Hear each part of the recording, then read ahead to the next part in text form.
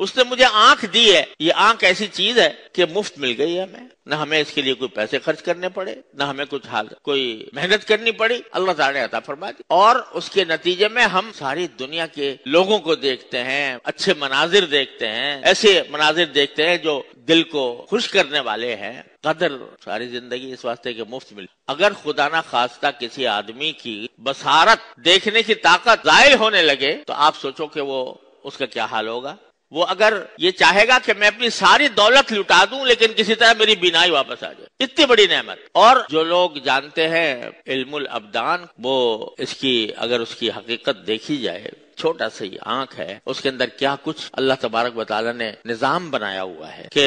اس آنکھ کو چھپانے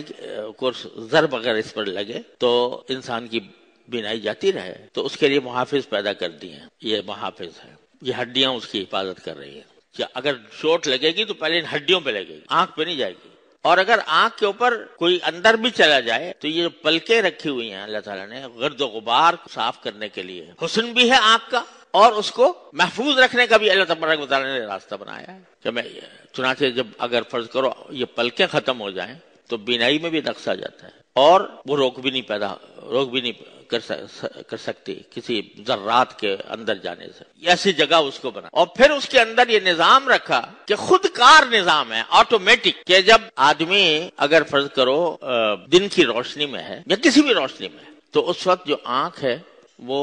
نسبتاً پھیلتی ہے، اور اگر اندھیرے میں جائے تو سکڑتی ہے۔ تو سکڑنے کا نتیجہ یہ ہے کہ اندھیرے میں تھوڑی دیر تک کچھ نظر نہیں آ رہا ہوتا، تھوڑی دیر کے بعد پھر کچھ نہ کچھ نظر آنے لگتا ہے، وہ اس عمل کا نتیجہ۔ تو مجھے ایک ڈاکٹر نے بتایا تھا، جو آنکھ کے ڈاکٹر ہیں، کہ آنکھ کی امراض کے بھی 11 قسمیں ہیں اسپیشلسٹوں کی۔ کوئی کرنیا کا اسپیشلسٹ ہے، کوئی اس کا پردے کا اسپیشلسٹ ہے، کوئی کسی چیز۔ 11 قسمیں ہیں جس کے اوپر اسپیشلائز کیا ہے لوگوں نے۔ اور یہ جو میں بتا رہا ہوں کہ آنکھ کے سکڑنے اور پھیلنے، پتلی کے پھیلنے اور سکڑنے کا جو عمل ہے، اس کے اندر جو اللہ نے رگیں رکھے ہیں چھوٹی چھوٹی، وہ اس عرصے پھیلنے اور سکڑنے میں 7 میل کا فاصلہ طے کرتی ہیں، 7 میل کا فاصلہ طے کرتی ہیں۔ تو ہر لمحے جب آپ روشنی میں جائیں گے تو آنکھیں خود بخود 7 میل کا فاصلہ کر کے آپ کے مناسب فضا پیدا کر، آپ کسی اندھیرے میں جائیں گے تو اتنا فاصلہ طے کر کے وہ آپ کے دیکھنے کے مناسب ماحول پیدا کر۔ ایک آنکھ کی نعمت اللہ تبارک و کس لیے دی ہے؟ اس لیے دی ہے کہ تم اللہ تبارک و تعالیٰ نے اس کائنات کے اندر جو بہترین مناظر رکھے ہیں ان کو دیکھو اور اس کے خلاقی پر غور کرو، میرے مالک کی خلاقی کے پر غور کرو کہ کس طرح اس نے یہ سارے نظام پیدا کیا ہے، کتنی خوبصورت چیزیں پیدا کی ہیں، اور اس سے اللہ تبارک و تعالیٰ کی وحدانیت پر،